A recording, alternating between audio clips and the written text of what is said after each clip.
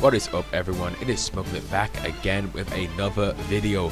Sorry for the lack of uploads again. Reasons being schoolwork is very demanding at the moment, but I'm trying my best to squeeze out a video once in a while so the channel doesn't die out, if it hasn't already.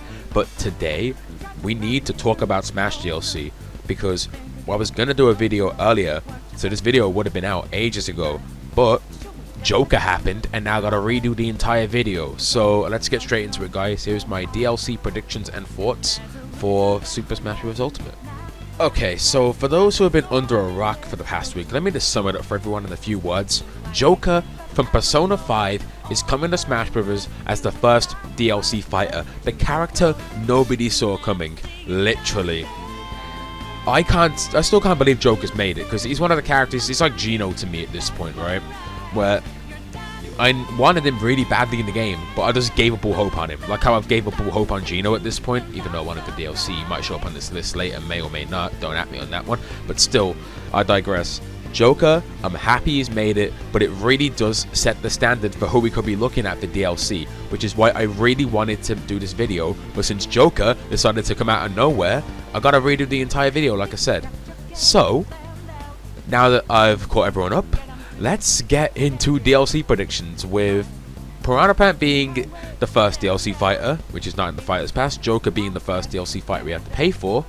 The second one, I feel like a lot of people are going to be like, who for this character? But I feel like, going off of what people have heard in the community, I think this character's got a shot. Since, well, Gino's a spirit, god damn it, we're only down to a few Square characters who could be making it for DLC now. And we know one is coming if we're still to believe Urgibin. Yes, he didn't say anything about Joker, but he didn't mention Richter, Dark Samus, Kramer, or K. Rool, so his credibility is still up there. And looking at everything and all the possibilities, Sephiroth's off the table because, well, 2 songs, I'll leave it at that. I don't think we're getting the Chocobo anytime soon. I don't see like a Final Fantasy character getting in at all.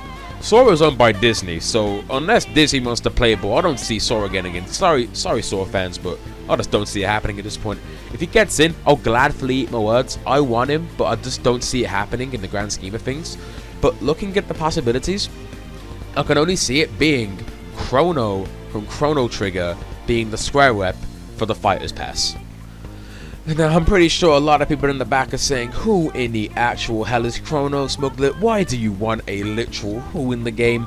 Well, everyone was calling Gino a literal who, and look how that turned out, so I gotta move on to someone. But apart from that, I didn't know it moved until a couple of months back. But keeping in mind that, oh, like I said, Gino's a spirit, Final Fantasy only has 2 songs, so goodbye Sephiroth's chances, and Sora being owned by Disney, not Square, I feel like Chrono is a very valid possibility at this point. And it even lines up with what Nintendo's been saying about the Fighters Pass. Like, they said it would be a must-have and include unexpected fighters. Chrono is the perfect mix between that. He'd be a character that would represent the SNES JRPG era, something Gino would have done if he made it. Maybe next time, buddy. And this lines up with that unexpected character idea that Nintendo seems to be conveying with the inclusion of the Plant and Joker. It would be it could be anyone else but Chrono.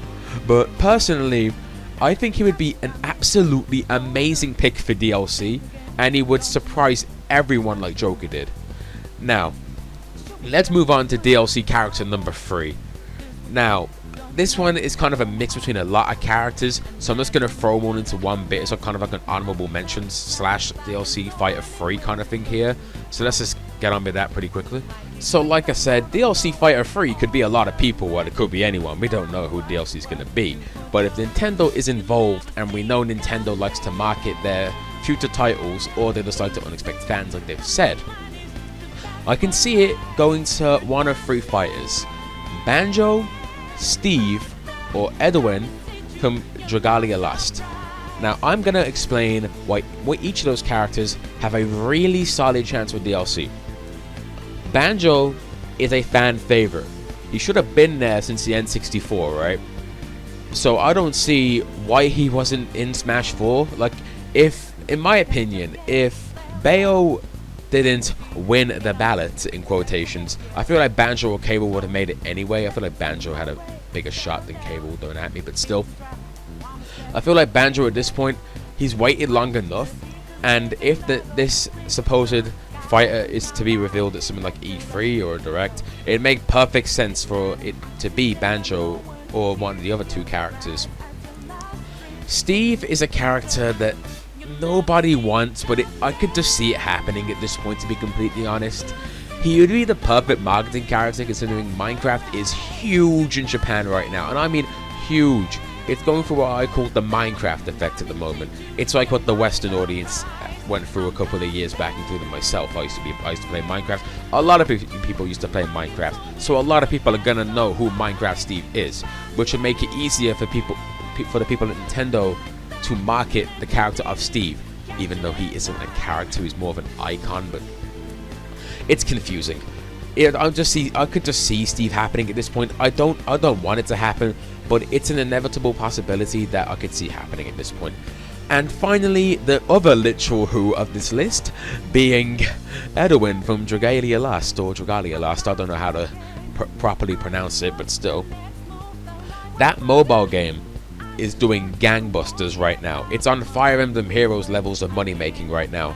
And if Nintendo wants to make that money go even further, make it skyrocket even, all they need to do is put him in Smash. He'd be literally just a not Fire Emblem character. You give him the sword, you give him the dragon transformation from the game, you give him the fire attacks, job done. Right? He'd be a simple character to develop on top of someone like Marth or something. I'm not saying it'd be an Echo, obviously, but they could use Marth's kind of idea of a character as a base. But the way Nintendo is... Well, we saw this happen with Corrin, actually, now that I remember. Corrin was actually only added just to promote the Fire Emblem game that was coming out on 3DS at the time. So, if Nintendo really wants to make a gamble, I can see them putting in Edwin to promote the mobile game to make even more gangbusters than that game already is. Now, DLC Fighter 4... Well, let's just say a lot of people are not going to like this pick, but... going off of stuff that I've seen going around, not rumors or anything, but it's confusing. Basically, long story made short, I believe that Sand Undertale has a chance at being DLC. Now hear me out, before you go to the comment section or unsubscribe from the channel, let me explain. Persona 5, they referenced Smash Brothers, specifically Futaba did it, right? She referenced Smash Brothers in the game, and now Joker's in the game. What other game recently referenced Smash Brothers which has a character that a lot of people actually want for some reason? Deltarune. Now, for those who don't know, slight Deltarune spoilers, once you get back from, well, the Darkness and Lightness world, you can speak to Toriel about, like, a game called Super Smashing Fighters, the same way Futaba said it as well. Like, Sans is the kind of character that I could honestly see happening just due to Undertale's sheer popularity in Japan. And all they were really to do is just go to Toby Fox. They'd be like, hey, like, say this is Nintendo. They'd be like, yo, Toby, we need Sand Undertale. And then Toby's like, yeah, okay, just make him OP or something. Like, do a Bayonetta with him. Like, honestly, Sans is a character I can also see happening, but he's the kind of character not like Steve where I don't want it to happen. I would love Sans to be in this game just to see the hellstorm that it would cause on the internet. Oh boy, that would be great to see, won't lie. And I'm a man that loves chaos. In the words of Jevil, chaos, chaos, chaos, but still. Now, DLC Fighter 5, it's going to be another promotional character in my opinion. And I personally think it's either going to be Silux from the Metroid series, or the Lord from Fire Emblem Three Houses, which we're just going to say it's Edelgard, since there's 3 lords apparently in that game. It's confusing. We don't know much about the game at the moment, but let's start with Silux. With data mined the game for Smash Ultimate, he doesn't have a spirit, but the rest of the hunters do for some reason, and we know that Silux himself is going to show up in Metroid Prime 4. Like, the person who is behind the game has literally been said in interviews, well, it's been heard saying in interviews, saying that Silux will have a major role in the game, be that the major villain, like they've been saying for a while now, or just be maybe a player 2 or something. We don't know. All we know is that Silux is going to be in the game in some fashion, right? So I could see Silux happening just to promote that game. The same could happen with Fire Emblem. If Edwin doesn't happen in DLC slot 3, I could see Edelgard happening.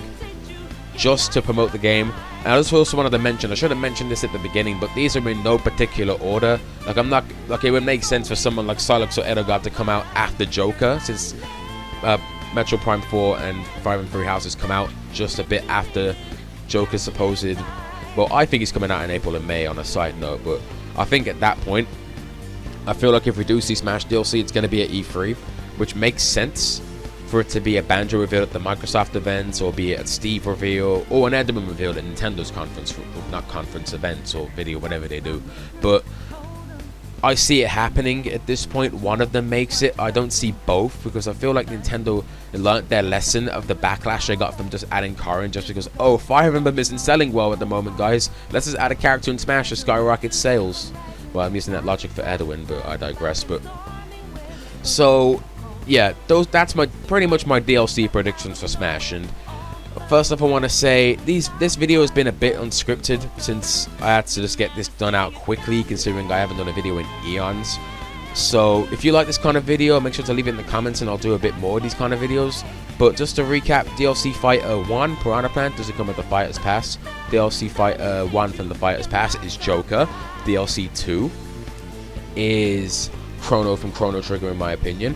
DLC 3 is either going to be Banjo, Steve, or Edwin from Dragalia Lost or Dragalia Lost. Someone please tell me how to pronounce that name in the comments. Like, I beg of you. I don't know how to pronounce that, and I'm getting annoyed at myself because I don't know how to pronounce it. But DLC 4, Sand or Sand Undertale, and DLC 5 will probably just be a promotional character like Silex or Edelgard. But with that, I'm just going to end this video here, since we're past the 10-minute mark as I'm recording this. So I'd like to thank everyone for watching. I'll see you guys in the next video, whenever it is. And with that, adios amigos.